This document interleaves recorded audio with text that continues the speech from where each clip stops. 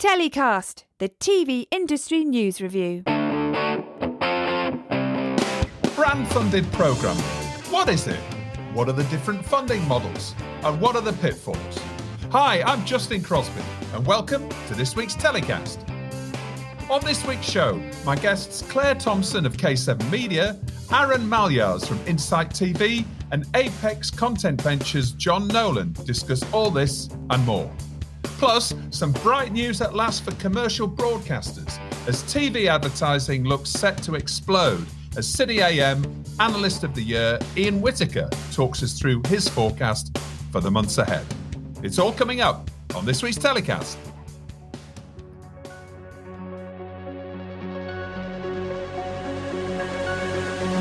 This week's show is sponsored by Insight TV, who passionately create and share content for the experienced generation. Channel provider, content producer, distributor and format seller, Insight TV delivers real-world stories about the adventures, cultural trends and social causes that resonate with today's millennial and Gen Z audiences. Based upon and inspired by social media trends and influencers, Insight TV operates and distributes a flagship lifestyle channel in vivid 4K UHD HDR quality to 315 million homes in 46 countries via linear cable platforms, digital smart TVs, OTT services and via watchinsight.tv. It also distributes a mobile-first short-form channel in Short, action sports channel in Trouble, science and tech channel in Wonder and a nature and wildlife channel in Wild, a co-venture with Off the Fence, to fast channels and mobile services around the world.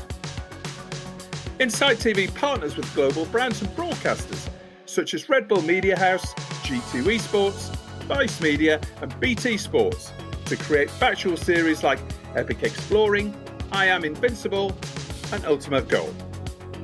To find out how to do great things together with Insight TV, visit insight.tv or get in touch with the team at marketing@insight.tv. My guests this week are Clare Thompson, Non-Executive Director at TV Intelligence Business K7 Media, Arun Maljaars, Vice President of Content and Channels at Insight TV, and John Nolan, Managing Director of Apex Content Ventures, which is part of Publicis Group. Hi, everybody. Welcome to the show. Hi. Hey, Justin. Hi, Justin. Great to have you all on and talking about brand-funded content. Now, Clare, coming to you first, K7 Media recently published a comprehensive report on the subject. Can you tell us a little bit about it? We decided, I think towards the end of last year, around September or October, that it was one of the areas that we wanted to look at. So I write sort of regular insight reports for the company every couple of months on different subjects, sometimes genre-based.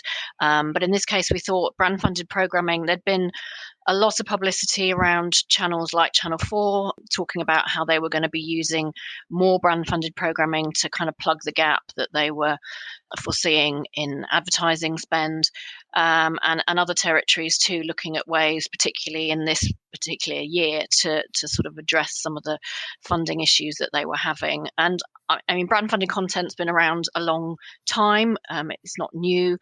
But it felt like this was a good time to look at it again, and it was having this sort of resurgence. So we ended up talking to, I think it was in the end, 26 different people from around the world, because we have clients all around the world. I and some of my colleagues, we spoke to people, broadcasters, producers, agencies, brands, everywhere really, UK, Europe, Asia, Australia, America. And the report became sort of more and more unwieldy the more people that we spoke to. So in the end, what we decided to do was I kind of put together an executive summary of some of the key themes. But then we actually ended up printing all of the interviews in full as part of the report, because people can read the ones that are relevant to their territory, but there were so many kind of interesting points in there. And obviously it did prove to be such a sort of different picture in each territory as well, that there was a lot of content. Oh, we're delighted that you've kindly shared it with TellyCast listeners. So it's available on our website on the download section. We'll put a link in the episode description so everybody could go there and download it and have a look. It's really good. Arun, coming to you. So Insight TV, you're a global millennial-focused lifestyle channel available via cable, OTT, and smart TV platforms, and you also run a number of short-form channels. How important is brand-funded programming to your business? Yeah, I think what Claire said is right. It's not something new. You know, 5 years ago I was on MasterChef and EPN, and we did already branded sections there. It's more, and I think and every year we speak about these things, saying, okay, when is actually branded content or co-branded content, whatever we like to call it, taking off, because it does take a while before the big boom hits. I don't even know the answer to that, but how important it is to us. I believe sincerely that if you work together with some of the brands who are open to editorial input from content creators, brands and creators can make each other stronger. A lot of traditional people still look at branded content or brands connected to a show as, I like to have independency on creative side. But like I said, I have an example where we're doing now a show with Red Bull Media House on breakdancing. So we travel the world. Well, difficult right now, but that's what we're trying to do, where we find cultural differences between different breaking and music styles. But with Red Bull is they started the World Championship BC1 around breakdancing, and now in 4 years it will become an Olympic sport. No one else on the planet has more knowledge about breaking and breakdancing than they are. So that actually helps the show. It helps show so much to become more credible and become better with the talents as well. Same thing we're doing with Monster Energy, because we also work with them, telling stories around VR46 and the next Prince in the MotoGP, for instance, after Valentino Rossi, which is Franco Morbidelli. We told that story. That story is so strong, not even about motorsport, but about a personal story that that brand makes the show actually stronger instead of in its way. So to come back to the question, is it important? Yes, I think if we do it right, we can maybe only tell better stories across the board. Yeah, and the two examples you gave, obviously the brand is integral to the story, and presumably that's key. And we'll come and touch a little bit more on that. But before we do, one question that I had for you, Arun, is that the millennial audience that Insight TV serves, are they more open to overtly branded or brand-funded content than perhaps boomers are, or Gen Z or Gen Y, some of the other age groups that other broadcasters serve? Do you think they're very open to brand-funded content, your viewers? My immediate go-to would be yes, because they'd rather have content which have branded features in the content than ad breaks. That having said, it's also the matter how you do it, right? If it's too much in your face and it becomes unbelievable and uncredible to the story. You cannot have McDonald's sponsoring a cooking show. However, they might like that. It is just difficult to connect those two topics to each other. So in my head, it always needs to be something which is connected to the topic, so it has a natural integration. And if it's fit natural, then I think the audience is definitely more open to it than other audiences.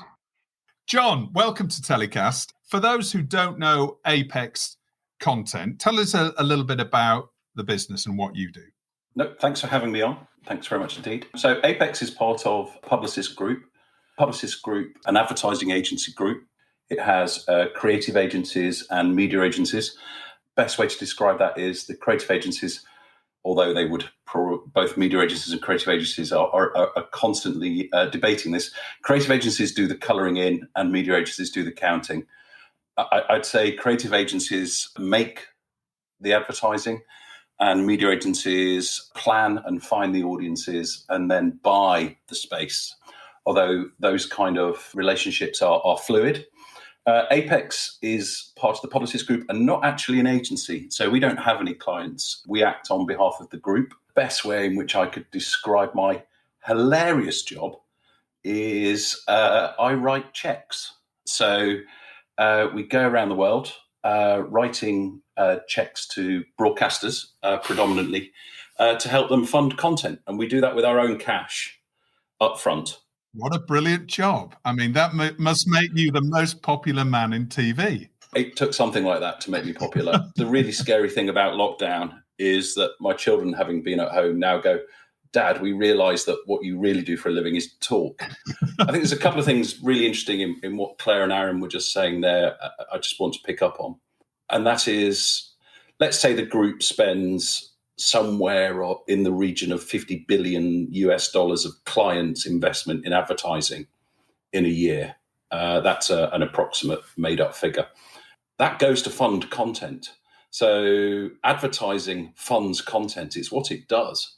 So I'd say probably my job is to promote free-to-air content that's funded by advertising around the world and help make that easier for free-to-air broadcasters to buy more content. And we do that directly with our own cash. Does that make sense? Yes and no is my answer to that. And we'll maybe come and talk about that in a bit more detail in a minute.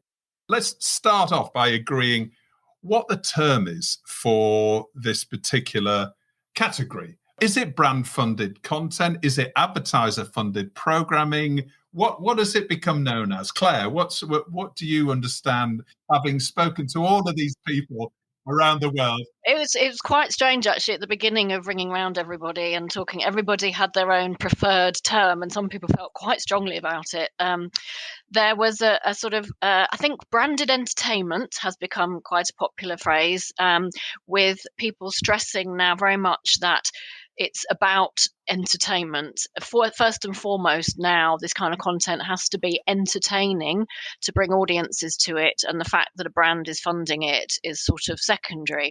But that obviously applies often, people like Sam Glynn at Fremantle that I spoke to, some of the people that were working very much in the kind of entertainment end of brand funded programming. Obviously that was the sort of area that they were, and that was the terminology that they were using. But there are lots of brands funding kind of one-off documentaries, which is again a very different thing. I mean, one of the things that I thought was quite interesting was that there seemed to be just a desire to move slightly away from the phrase AFP, which was what the kind of most common name was sort of 10 years ago or so. And I think there was a kind of feeling that there was a lot of excitement around AFP at one point, and then it never kind of quite took off as everybody hoped it would. And now by sort of changing it to BFP or brand funded programming, it's sort of signifying maybe a new era, but also a more flexible approach. There's so many different it's not just advertisers paying money. There are co-developments, there's different finance models, there's sponsorship, there's all sorts of different assets around a piece of content. It's more fluid. So I think people kind of wanted to perhaps signify that with a slight shift of name, but they all mean essentially the same thing at the end of the day. But it's quite a significant difference, isn't it? If you think that advertiser-funded programming, to me, conjures up, that's it. Literally, we're taking a block of media time and we're branding it. But when we're talking about brand-funded programming, brands are always trying to communicate, or many of them are, not all of them, but many of them are trying to communicate emotionally, and they've worked out emotionally that the emotional connections is what really, what stimulates consumers to action, as in to buy their products or to do whatever it is they want them to do. It's more kind of acknowledging a slightly more perhaps subtle approach. It's not the Pepsi chart show so much now. It's more about kind of conveying, yes, the ethos of your brand in a program that sort of suits its values, essentially. The one thing nobody's ever asked me is are you sure that's what it's called? I think it's probably a bit of a red herring. The principal point here, or the important point, is one of transparency. And to your point, Aaron, earlier about millennials and engaging with the content, I don't think people tend to be that concerned about the funding model. What they really want to know is if somebody did fund this in order to try and sell you something, that they are honest about it and that it has some integrity and transparency of the relationship. So again, whether it's brand funded, advertiser funded, branded entertainment, that's really a means of saying, hey, there's someone else involved in this, and it's really important that that's communicated. I would also say there's a great deal of education gone on since 10 years ago in the let's call it the AFP boom of the early 21st century. And the message there is, if you want advertising, buy it. And if you want programming, it's a different set of rules. And so whether it's entertaining or not is really an education process for advertisers. Advertisers are very used to buying audiences. That's how they transact. A commercial continues to be shown until it reaches a certain critical audience. You can't buy audiences with content. You have to attract audiences. They have to want to watch it. So to your point, Aaron, about, is it valid? Does it have integrity? You have to balance that again with the transparency. Like you mentioned, Claire, it's not about having your name in the title anymore. It's about making something that people want to watch. So I don't think the issue is what the funding mechanism is called. We don't refer to drama as internationally funded matrix bank financed drama featuring John Sim. If it's good, we'll watch it. That there is a difference also, I would say, in between bad marketeers, I would say, or good marketeers in the sense on content. You still have a lot of, briefings where they want to, put the brand in the title. I want to see the logo five times, instead of like, we need to, connect with it emotionally, because, if people like the story and you have a good feeling with the story, or at least you have emotion together with it, that will also affect the brand. We're now doing a show with Kestrel Beer to revive, this a great brand in the UK. And we're making a show where the family bought a really old car and tried to do, record world speed records on a track. That story alone would already be good for a series that is branded. It's just helping a lot, and it will have its effect also on that brand particular. So it's always a balance, I think, in terms of editorial. So I think we're always saying the same thing. If people like watching it and it's it's brand funded, they don't care as long as they like the entertainment part of it. Yeah. Looking at, let's call it brand funded content then. Let's stick on that as a catch-all term. Why is it becoming more prevalent and more important right now? I mean, we can obviously see that AVODs are growing. We see SVODs have obviously grown, as we know, over the last year of lockdown. We're also seeing a lot of content that is being produced, premium content. More and more of that is going behind the gates of the SVODs. So brands obviously have got a lot less premium content to reach their audiences by, advertising next to. So presumably this is the beginning of a development of brands needing to connect with their audiences and being able to connect with their audiences, as we said, emotionally through really great content that speaks to what their brand ethos is. Do we see it being more and more prevalent? Do we see that it's going to be a growth area? John, is it something that you're looking at and thinking the next 5 years we're going to see a massive increase in brand funded content? I don't ever want to predict the future. I'd be running a casino if I had that talent. For me, your question is one really about audience behavior. And as audiences start to engage more and more with non-advertiser supported platforms and subscription delivery, where audiences pay directly for content rather than, let's say, rent their eyeballs out to commercial messages, then that does put two forms of pressures on advertiser-funded platforms. One is a scarcity of the audience, and the other is inflationary pressure on the content. The subscription services are outspending, the larger networks on their cost per hour. We are in a golden age of content. There's more great stuff being made today than has ever been made. And I don't have enough time to binge watch everything on my A list, let alone my would be quite nice list. So I think the challenge is, how do we as people in the business of funding content engage with audiences and give them a choice, either to pay for it directly or to watch these commercials? And I think we've ignored a massive structural change. And that is, content delivery is now not just about network television. And people's time is not just about TV. I have children who spend all their time never on linear free-to-air television. They will watch 3-minute clips on a social media platform all night. And so for me, it's about how do I encourage advertisers to engage with the great content on linear television more. So I think that's where the challenge for advertising and for clients is, how do you continue to make advertising on television relevant? It is still incredibly relevant. 11.5 million people watched an interview program on primetime television last night. At the time we're recording this was the Meghan and Harry interview, and that's in the UK. The death of linear advertiser-funded television was heralded 20 years ago, 10 years ago. It's still beating strong and still delivering mass audiences. Advertiser-funded, advertiser-inspired content will always and has always been a rich part of that mix, I would say.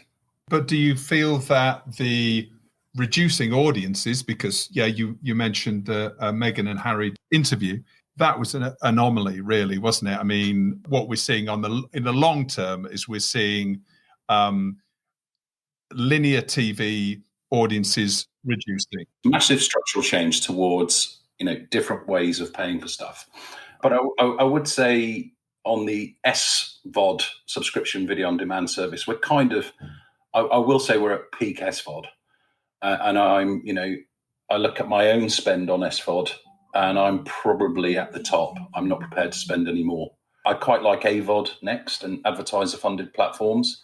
So I'd say, again, it's too early to predict the death of advertiser funded content opportunities. Claire, you mentioned in your report 3 main different models. There were many more. The sort of 3 that we kicked off with. So in talking to Samantha Glynn, who runs the brand-funded content arm of Fremantle, their 3 models are the kind of the model 1, where you start with an actual show. And obviously for a big company like Fremantle, they have a lot of old shows in their catalogue, shows that they're perhaps reviving. So they've had examples like, say, Supermarket Sweep, where they want to bring that show back and then they look for a brand to partner with on that, in that case with Tesco. So that's sort of model 1. They go out, they find the brand, they say this is what we're going to do, and and Tesco agree that if it's on ITV, then yes, they will fund it. And then there's the second model, which is that the brand comes with the request to develop a show for them. So Channel 4 are doing this very, very regularly at the moment. They put out regular briefs to production companies from the brands. Brands are looking for a particular show around X, Y, or Z area that might sort of speak to their values, and then they will ask the producers to pitch into that brief. And then there's the model that media agencies are program financing. So the example that John talked about, that Apex do, where they're financing shows either in exchange for unsold ad inventory or whatever their particular model is. And then there were other kind of smaller models that people referenced, so actually co-developing with a media agent or creative agency, for example, but they can sometimes be a little bit harder to get off the ground.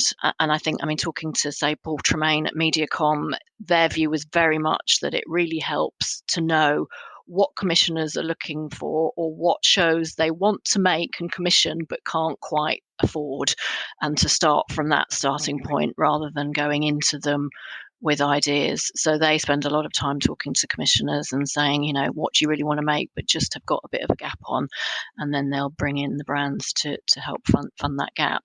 Arun, as a broadcaster, how do you tend to work with brands? Are either of those 3 models familiar to you? Yeah, no, definitely. And it's the traditional ones. I think they've been for a while now. It can work both ways. It really depends on the brand. When you start a conversation and the brand likes, okay, we have a story here, or we are, interesting in a certain topic, should we develop something together? And I'll always nosebleed the conversation saying, okay, that's fine, but editorial goes first. If you immediately get the sense okay, this is basically, we're going to make a commercial only longer, there's no value in that, even though, we might get funds in. It's just not the right way to go to make a good case. So I will give the example, for instance, with the other one where we have a show and we'd like to look for a brand. So we did a show around esports, gaming, which is called Making the Squad. We did it together with Pringles. Pringles is not, in my head, the first brand to be associated with gaming and esports, but it makes sense in the end because, what are you doing when you're gaming? When you guys are gaming, what do you do? Like snacking, right? So that only makes sense. And it's one of the key pillars to be connected with esports and gaming in general. That fit worked. Not as much in the show, of course, there was branding, but also outside the show. So in terms of short form content, extra connection with the show through a viral video. So it's a whole package what you can co-create with a brand if a brand is open to it, and if you have the right creative marketing manager or brand manager, you can do a lot. Also, brand funded programming is more prevalent and more accepted, if you like, in different territories around the world, some more so than in others. And obviously some countries are also more tightly governed, or in fact they may have bans in place in terms of brands getting involved with programming. John, in terms of the best markets for brand collaborations, what would you say the best and emerging markets for brand funded programming opportunities? I'm going to answer that in two ways, but not to be difficult. The best market for ideas is here, the UK. I tell that, of course, because I live here and I've worked here for over 20 years before joining Publicis. I was at the company that became All3Media. And the last company I ran there was a specific agency that just raised money from agencies and brands to create content. And that company had complete access to the development slate of the All3Media group. That's a really powerful tool to go into agencies and broadcasters around the world. Here's a creative engine that will devote its time and its energy to creating fantastic programs for you. It's the same thing that Sam at Fremantle has, and on all the big television production groups have that. From a regulatory position, I think also the UK has very tight regulatory conditions, and rightly so. I think loose conditions you could look at as rope, in that they give people permission to go and do things that they really shouldn't be doing. But I don't think properly educated brands or agencies want to do bad things. They want to be taught what is the right thing to do. And your question, coming to the second point, is really one about cultural sensitivity. So there are some markets where it's really important that there's a brand involved in the game show, because if there's a brand involved, that means that communicates to the audience that it's really good because the brand is prepared to put its name into the show. Whereas in some other markets, that just seems like madness. There are other markets where there's a linear relationship between brand involvement and funding. So if you don't have a brand involved, then the show is not going to be repeated. It's very rare, for instance, in the US for a sponsor to come on board in season one. So a network will go upfront without, the phrase is upfront, will go upfront without a sponsor and commission the show, hoping that sponsorship comes on board. What we've been trying to do is interrupt that process and help fund for clients or fund directly in season one and take that risk. So I think your question is one about cultural acceptance of brand involvement, but also about the different value of ideas in different markets. The UK is an idea exporter. Holland is an idea exporter. The US is an idea exporter. It's where the big formats are coming from at the moment until it's fashionable for them to come from somewhere else.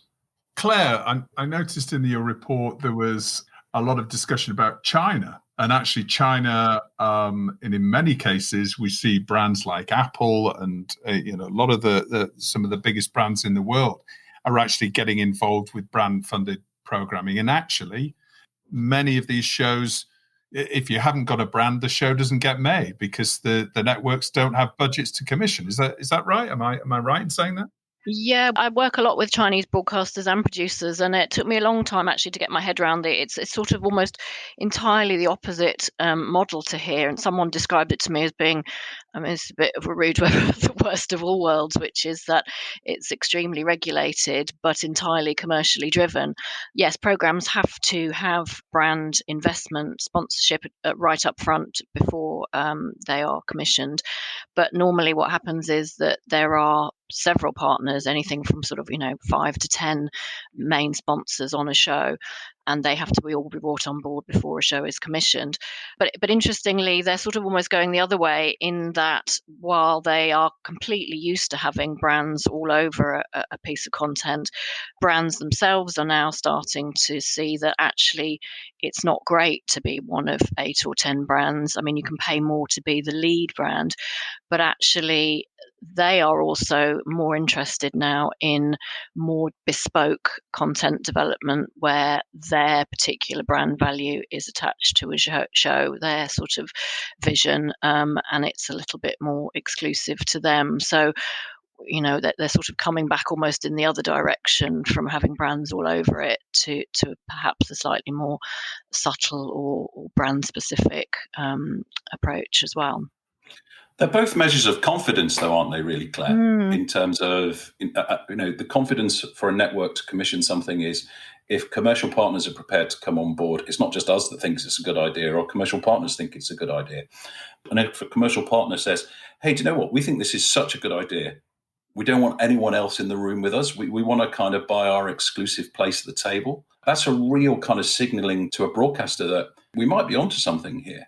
There's a commercial reality. It is, although there is one sort of caveat to that, which a lot of Chinese producers and broadcasters have sort of talked about, which is that in China, because no one can guarantee the success of a show, any kind of show, it's very hard, and their only sort of benchmark for whether something is going to be successful is often the level of celebrity talent attached, which means that the kind of price of the biggest celebrity talent names is just the thing that determines everything. And without that huge name, the advertiser says, okay, so if you've got Justin Timberlake on board, you're brilliant, okay, we'll fund it, and if you haven't, then no. And so the kind of power in the hands of the biggest sort of Chinese and international celebrities in that market is even greater than it is perhaps elsewhere, because that's what the brands are sort of placing their bets on, more perhaps than on the idea itself, which might be more the case in the UK, that it's as much about the idea as well.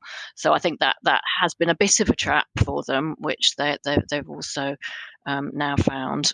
So in China, so we are doing a project with CCTV and 2 other ones with TV manufacturers in China, but they also look vice versa. So if we have a project and we have these brainstorms, some of those companies ask like, can we do the same show if they like it, the core element, and then not with celebrities, but at least the core element of the format. Can we do that? Can we do an international version and a Chinese version? So we can broadcast that one in Europe and this one in China, and this far they're pretty open to it, because our budgets are not that high that we can just get Justin Timberlake, even if we ask CCTV or someone else to pay for it. I like to more the route. Well, we're from Holland, so more the route from the creativity. We have here something pretty unique, which ties into the 2 segments the brand likes to cover and communicate, and therefore it's more natural integration. And if we can do one production in one go as a hub, and an international version and Chinese version, we're there. So this is interesting conversation sometimes. It's just, again, it's about the right people you speak to, I would say. I thought that was fascinating. We had one example in our report, Beach House Pictures, who made Ed Stafford First Man Out for Discovery, and they did the second season was a co-pro with Bilibili in China, and so they had to do the same. They had to do the Chinese version, which was fully kind of brand funded and had Chevrolet and another outdoor brand attached, but then the international version, which wasn't able to have any brand involvement. So they basically had to shoot sort of almost entirely 2 versions of the same show, but at the same time, and it was kind of outdoor survival show, which sounded exhaustingly complicated to do, but in the end proved to be, they thought worth it. And as you say, Aaron, maybe a kind of interesting, model that you can make different versions of the same show, one with the brand involved and one without. Yeah, that's both cultural and regulatory as well, isn't it? So I did do a show with Shell for Discovery, which had Tom Hardy, Adrian Brody, and Henry Cavill doing expeditions in the hottest road in the world, the coldest road in the world. Classic kind of celebrity in jeopardy position. And And you have to make different versions for different regulatory positions, but also, for different cultural acceptance. In some markets, it's a logo on the side of a car is acceptable. But in other markets, it's completely acceptable to do a product demonstration. Yeah, the UK is quite far along on the kind of aversion to being sold to sort of spectrum, and France even more so. For regulatory and taste reasons, it's one of the harder markets to do it in as well. So yes, it is very different everywhere. Working with brands and agencies might be a completely new concept for producers working on their first brand-funded programming project. Another very strong voice suddenly becoming involved in production and in editorial. What are the challenges for the TV businesses working with media agencies? And how should the TV industry seek to overcome those? John, coming to you on that. I mean, you've obviously worked on both sides of the coin. You've worked for All Three, or before it was All Three, and you're now part of Publicis. So what are the friction areas? What are the common friction areas, and how do you overcome them? Arun just hinted to some of them, which is, can our logo be in it? There was a classic conversation about can the presenter wear the red dress because our logo is red? And I'd say, and I say this on both sides of the fence, just see who you're in the room with.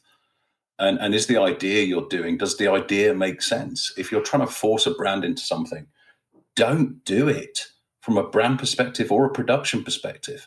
It's going to cause you trouble. I mean, the regulatory positions in terms of product placement are fairly clear in terms of undue prominence and editorial independence. I'd say make really good friends with your commissioning team and make sure that all of your partners are aware that it's the commissioning team and the broadcaster who are ultimately in charge of the output. I said it earlier, if you want advertising as a client, go and buy advertising. If you want content, it's going to be slightly more nuanced and slightly, more delicate. And then flip that. If a broadcaster is paying you enough money to make the thing that they want you to make, then you don't need a brand involved. And it goes back to your earlier questions about, is there enough money to go around to fund everything everybody needs to make? And so it is about the relationships of the people you're in the room with and making sure that you're communicating what everybody needs to achieve.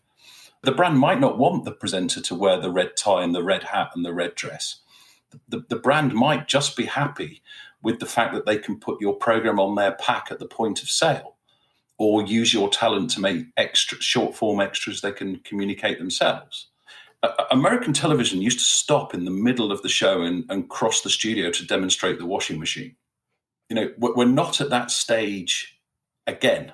I think audiences accepted that then because that was the commercial method, and they understood that the washing machine manufacturer was bringing you that game show. And they had no option, though. They had no option. And there was no other way of doing it. There was a show on ITV in the UK in the 1950s called Jim's Inn, which was based on a pub. And the punters in the pub used to get, the landlord was called Jim, and say, "Hey Jim, that's a nice shirt." And he'd go, "Yeah, I bought this shirt from British Home Stores, 3 and 6pence." And that was the business model of funding that show back then. It's about trusting the people you're in the room with and having a common objective to what it is you want to make. If what you're making is a cooking show that shows the benefit of salad, then don't have a salad manufacturer who's going to want their pack of salad in every shot. But if you've got a brand who's interested in healthy eating and healthy living and being fit, then you're already about their brand if you're telling people how to make salad. They don't need to be in it in order to, build a relationship. So the right idea made by the right people collaboratively works. It's quite difficult, though, isn't it? I mean, if you think, though, from a production perspective. But Justin, it's only like making the program for the wrong commissioning editor. If you're in the room with the wrong people, the project isn't going to go right anyway. Your question is about, are there too many people in the marriage? Yeah, well, I'm also, I'm thinking if you're a producer making a show with a brand for the first time and the brand manager is used to advertising, to your point earlier on, and this is their first brand-funded content project, there's a lot of learning needs to go on one project very, very quickly. Yeah. I've been in that room. I think we've all been. Yeah, we've all been in that room. Yeah, I think that's the problem is it's only too many cooks if none of the cooks kind of understand the recipe, and as long as it's just about everybody kind of respecting the slightly different rules of each game that they're all playing. Rules of the game. Yeah. And that is a kind of a learning process, and for some brands it will be the first time they've done it, and for some producers it will be the first time they've done it, and what it needs is those kind of ringleaders, like the people who have the role. For example, Simon Wells has been doing it a long time now at Channel 4, or who can kind of make sure that everybody sort of understands what they are able to push on and what not. Sounds like we need a referee on every project. Before everybody goes into production, there's a referee that talks about the rules of the game. And for everyone to know who the referee is as well. Yeah, but there is a lot of knowledge in there. So Simon has been agency, Simon has been producer, and now Simon is broadcaster side. Sam Glynn at Fremantle has been agency side. I worked with Sam for a long, long time at All 3 Media. And now she's gone back production side, and you understand those kind of dynamics. Yeah. So I go to look who you're in the room with and agree common objectives. The horror stories of what actually has happened on some projects is the book that will never be written. And of the tantrums and of the fallouts. I've been fortunate enough to have been involved in 3 separate programs, all of which were investigated by Ofcom. And the first one was found completely innocent of all charges. One newspaper ran, I won't name the broadcaster or the project, but one newspaper ran, Ofcom warns broadcaster not to go further than it went. And, and that means they went as far as they should go. But that was not a nice project to be involved in. That's another conversation, I think. Maybe we have the secret producer on our TellyCast Plus newsletter. Maybe do the secret branded producer to talk about. Aaron, how about some tips for producers getting involved in brand-funded programming? Producers that you've worked with in the past and worked with brands. Is there any advice you could give producers, maybe even to producers that are going to approach you with projects, potentially with brands? Should they get the brand on board first and then come to you? Or what's your advice for them? Well, I'm going to write the way what John just said, like, know that you're speaking to the right people. At the brand side, so many times you get like, this is a show and we know that XYZ brand is on board because I said it, and then most of the time you know these people, so you just phone them and say, hey, is this true? And then sometimes they don't even know about it, or like 4 months in a pitch meeting they said, I'll like this maybe if XYZ.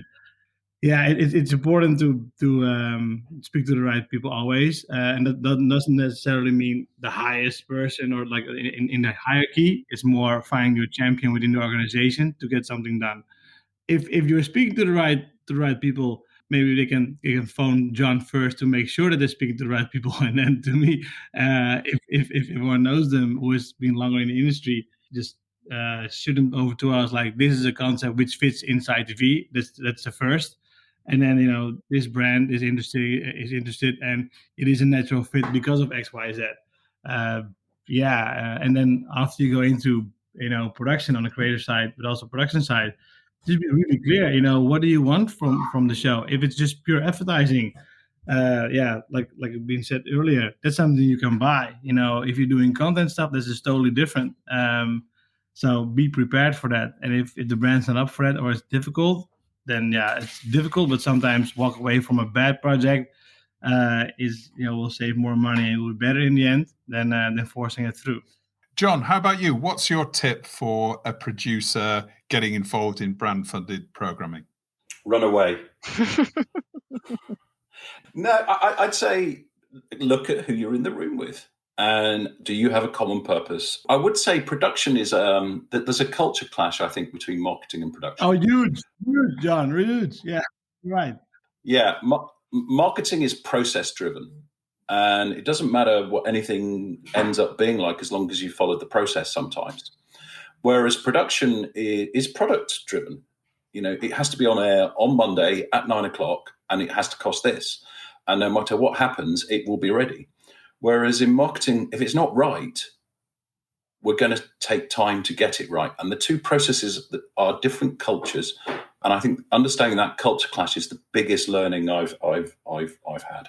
Right. And do you think the modern production company, the production business of the 21st century, should have a brand-funded programming expert on board as a full-time member of development to smooth over all these wrinkles that could exist? No, I think a modern production company should have an expert in understanding how content is funded in the first place. And there's more than one way to fund content. And the business model of funding should not be the defining feature of what gets made. I think really smart broadcasters have made that leap.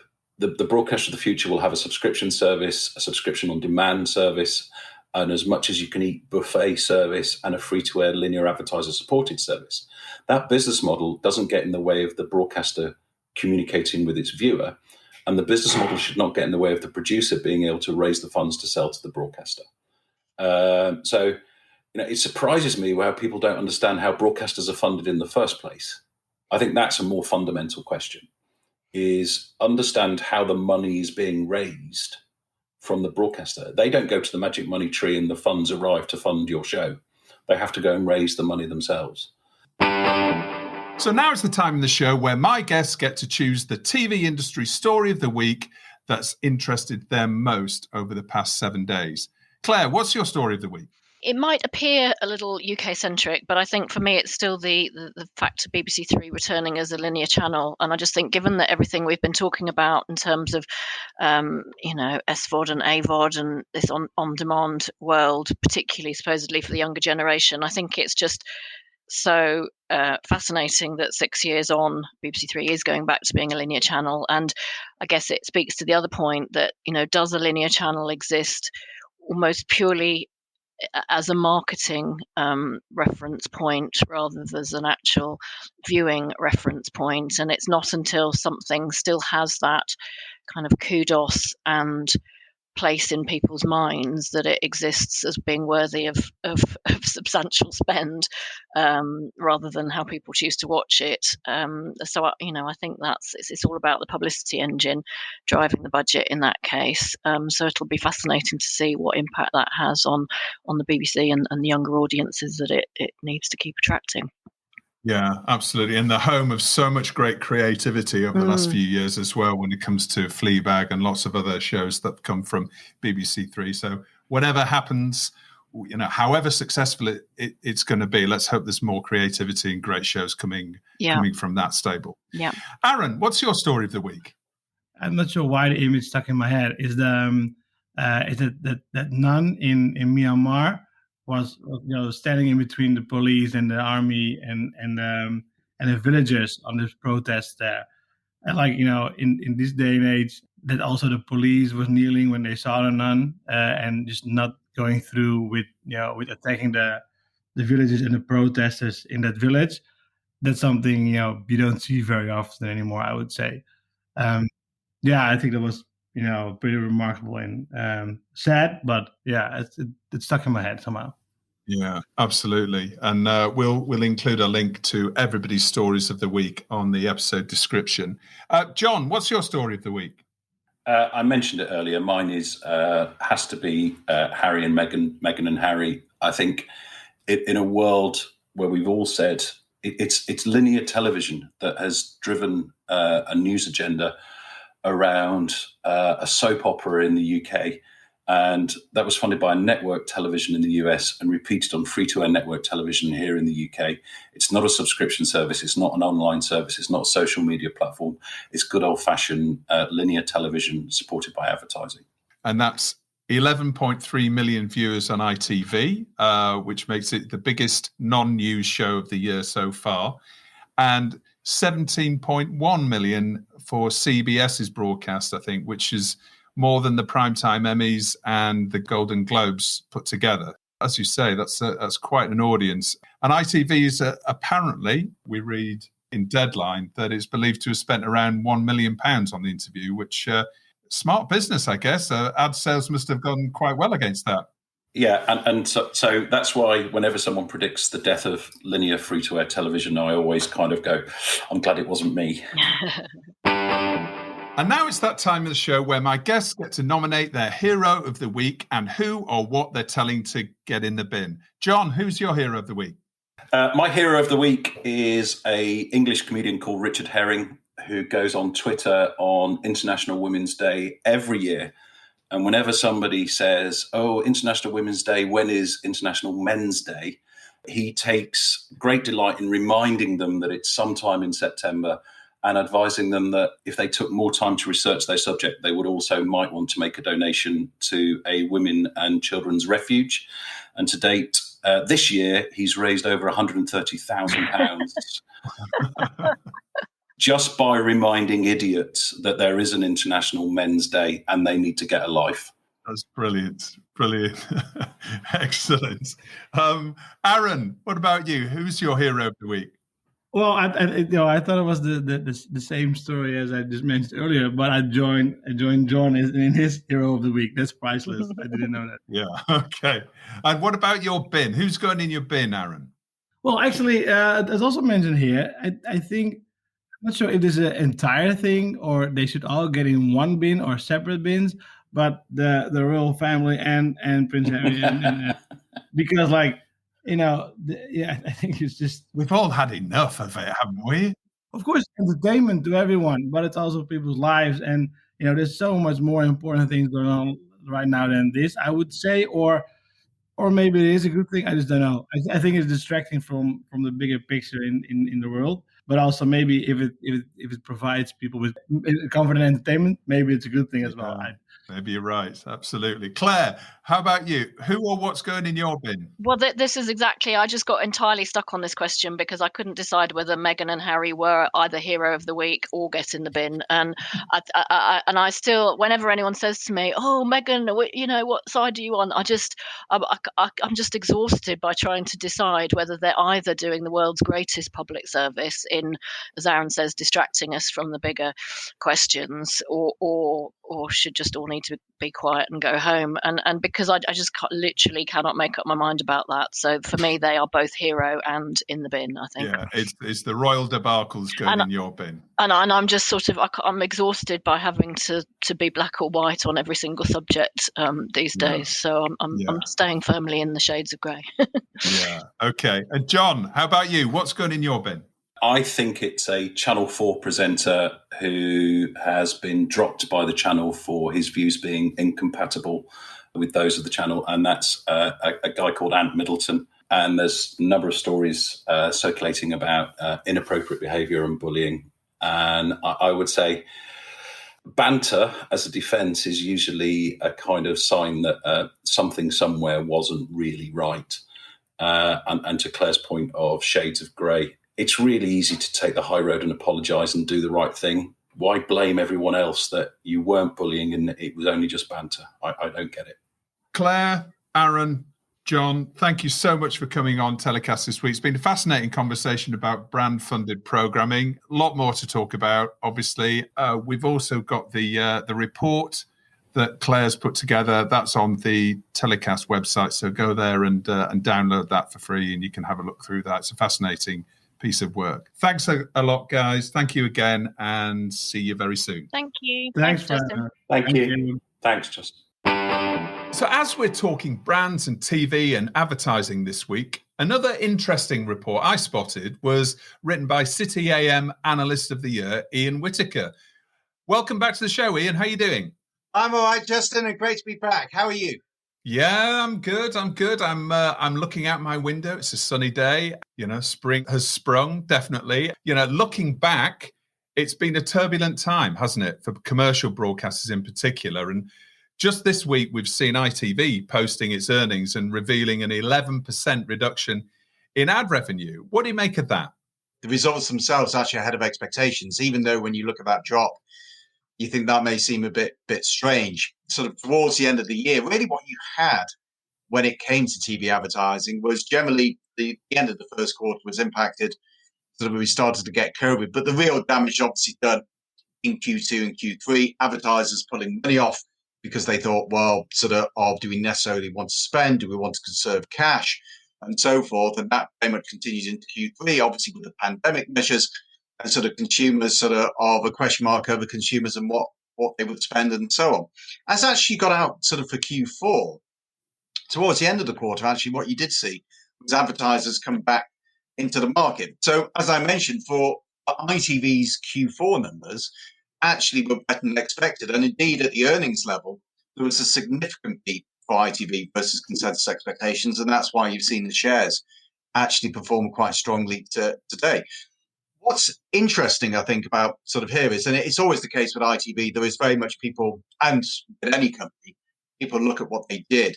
But often what they're looking for more is what they're sort of talking about in the future.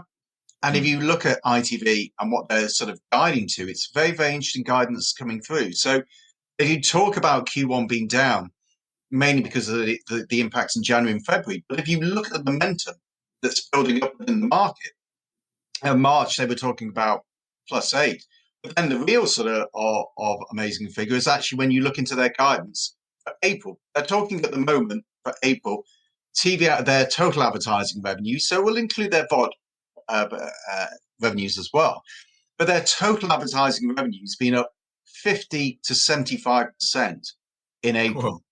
And if you look at sort of very much the comments on the conference call today, they weren't given specific guidance on May and June, but the underlying message seemed to be was that there was advertising strength would continue.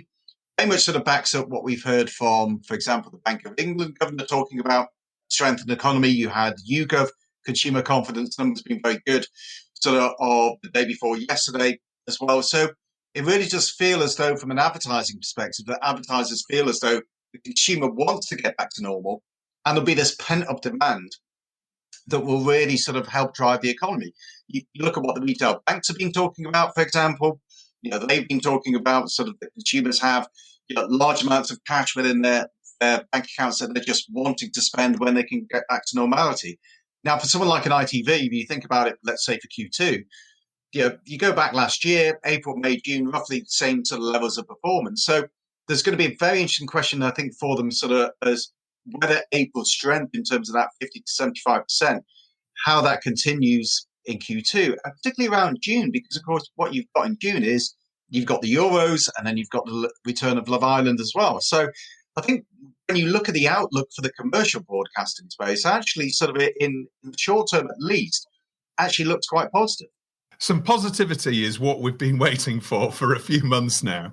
You've written a comprehensive report detailing 5 megatrends that you see developing this year when it comes to media and advertising. Before we look at those, can you set the scene a little bit in terms of what we've just been through in 2020 and what the outlook is now, particularly for TV broadcasters? You just touched on it there with ITV, but and obviously for many of our listeners, the outcome of that is all going to be, content. Is there going to be more content? Is there going to be more money for content to be commissioned by commercial TV broadcasters? But yeah, just set the scene as to what we've just been through and those 5 mega trends you see developing throughout 2021. The message for 2020 was, yes, it was bad from an advertising perspective, from a media perspective, but nowhere near as bad as people thought very much in the nadir of the pandemic. And if you go back to sort of the very early days of sort of talking Q2, definitely sort of companies thinking that they needed to conserve every single bit of cash that they had, concerns about mass unemployment, concerns about what would happen in terms of companies going bust and so forth. Now, what you've seen is obviously specific sectors, retail, for example, have been difficult. But if you look at the general macro picture and what's been happening, the message from the year was very much of improving trends as you went out. And this was both, if you look, for example, at the general economic data in terms of Bank of England, the OBR forecasts, talking about what they were expecting for unemployment rates and so forth, gradual improvements sort of coming through in their outlook throughout the year. Also as well on the advertising front. One of the very interesting things when you looked at the advertising numbers, and this was particularly from a online space, was that sort of actually online numbers ad numbers were actually very strong, of the number of players going out throughout the year. And going into Q4, for example, you had Facebook up globally 35%, you had Snap up over 60%. Now, obviously, in terms of the TV space in the UK, that wasn't the case, although ITV was up. What has been an interesting sort of thing to note, though, and this has been very much the case across continental Europe, is that the advertising numbers for the broadcasters have been better than expected.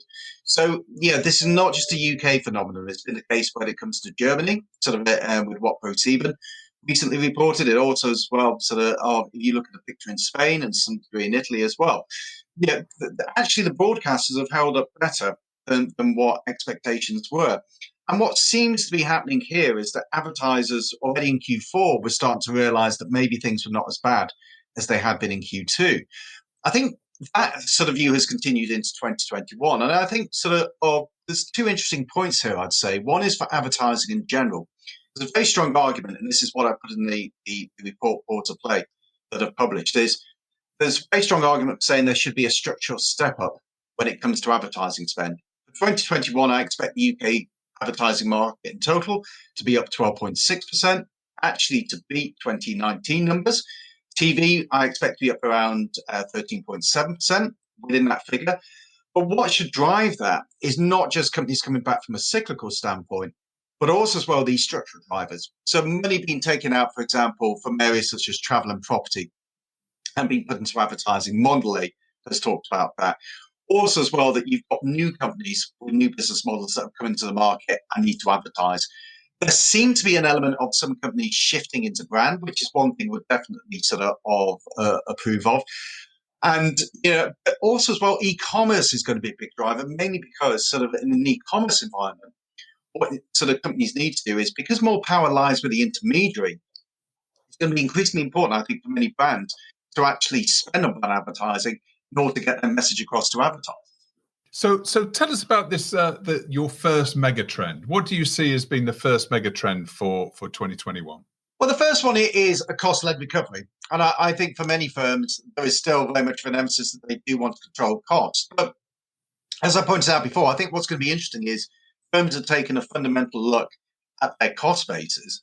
And what you could see is that you could see money being shifted into advertising, but increasingly evidence suggests that it generates a return. So if you look at the announcements by companies such as BP, also as well in the banking sector, talk there reducing property costs sort of on a permanent basis as things really change. And of course, travel is another area that you would argue sort of should see a permanent step down as well. So there's an opportunity here really for some of that money to be diverted across into advertising. I think there's no doubt that for many companies, what they are concerned about is a volatile environment. They don't know what will happen in terms of over the next 12 months. But there's certainly, when you listen to the company results that have been coming through, we are in the middle of reporting season. So there does seem to be sort of a message coming through from companies that, the outlook is better than expected. And you were therefore sort of expecting that sort of environment for companies to start to think about more investing in order to grow sales. And megatrend 2 is maximizing shareholder value.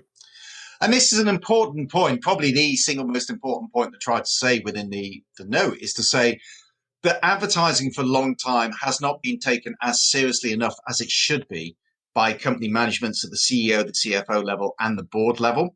And the analogy I would have is that advertising is intangible capex. Just as a firm spends on a physical plant to, let's say, produce cars to grow sales, so they invest in their advertising in order then to actually grow their top line through brand strength.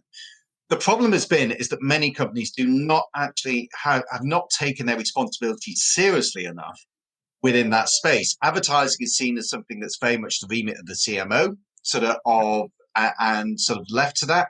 Boards don't really get involved in it. If you look at the turnover of CMOs during the average life cycle, 3 years, again, any other management function, there'd be serious question marks raised over why there's such a rapid turnover that's coming through. And so what trying to calculate here was the loss of potential value from what I call an optimized ad spend, essentially ad spend that could have been better spent elsewhere. And the figure I came up to over the forecast period was close to £90 billion of lost shareholder value throughout the forecast period. Now, that's likely to be a conservative estimate because what it doesn't take into account is the potential benefit to top-line growth that you would get from optimized ad spend. Here's a real-life example. Procter & Gamble, of several years back, reimagined their advertising spend, talked about reducing waste, putting ad spend into better performing areas. What have been the results since then? Well, if you looked at Procter & Gamble, the organic revenue growth rate has accelerated. The earnings growth has accelerated.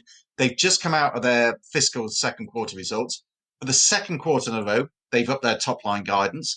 And if you look at the share, the increase in market capitalization over the past 3 years, it's been well over $110 billion. So there is real, and a key part of that strategy has been realignment of advertising spend to grow top line sales and earnings. So you've got a real life example there of a company that really took its duties when it came to advertising seriously, saw it as a core function, realigned their ad spend to actually to make that spend better, and delivered sort of both top line and earnings growth, but also as well massive value for shareholders. And that is, the critical function of boards and CEOs and CFOs. And this is why I talk about in the note that really one of the things that look at this as a call to arms of is for advertisers really to take the debate sort of beyond the CMO level and really take it to where it should be, which is very much the CEO, CFO, and very much the board level. The third mega trend is about the advertising mix, isn't it? It's about what new mixes of advertising that we're going to see these Procter & Gamble's or Unilever's spending, how they're going to mix their spend up across various different categories. How do you see that developing? Well, one point that I'm making in this note is that if you look at the split of UK advertising spending at the moment, Burnett and Field talk about the optimal mix is 60% brand and 40% activation. If you actually sort of adjust for those sort of parts of ad spending that really are activations, sometimes called brands, so I would count banner ads, for example, in that category, UK advertising spending at the moment is actually the reverse proportion. It's around 40% brand building and 60% activation. So what called for is really a shift back to brand building, which you look at the UK advertising market, it is one of the most digitally driven in the world. And there's a real disconnect there between the theory which states digital should lead to better performance and better sales, and what's actually happened in reality, which is the brand value of UK brands has fallen. But also as well, when you look at what consumers are spending in areas that are heavily influenced by advertising, so for example, sort of household goods in terms of food and non-alcoholic drinks, actually there's no signs that digital advertising, the change to digital advertising has had an improving effect on what consumers spend. In fact, actually quite the opposite. And sort of my view is that the big problem here has been search. There is an issue with leakage within the system, no doubt about that. But there's been too much spent on activation. And the real culprit here is search, where, quite frankly, many firms have used it as a brand building tool, which is not really the case of what it should be. And the example that you used sort of in the note is to talk about Adidas, which when Google AdWords went down, realized that actually it'd been overpaying for product that wasn't really driving sales. And when they did the deep dive into their advertising, they realized that actually the assumptions sort of that they had held dear sort of actually weren't true. So I think what you need to get here is a realignment of the advertising spend and the way money is spent within the UK ad market. And that means better news for TV?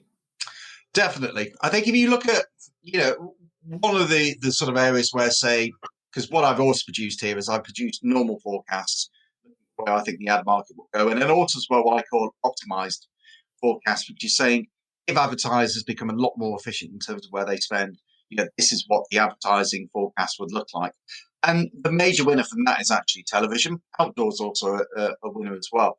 I think there's three sort of what we'd call the trifecta of the three sort of strong building blocks of brand advertising, which would be TV, out of home, and social media. I think they do very well. Now, what we'd say is this is not to say that you shouldn't spend on activation or brand or rather search. They have their place, no doubt about it.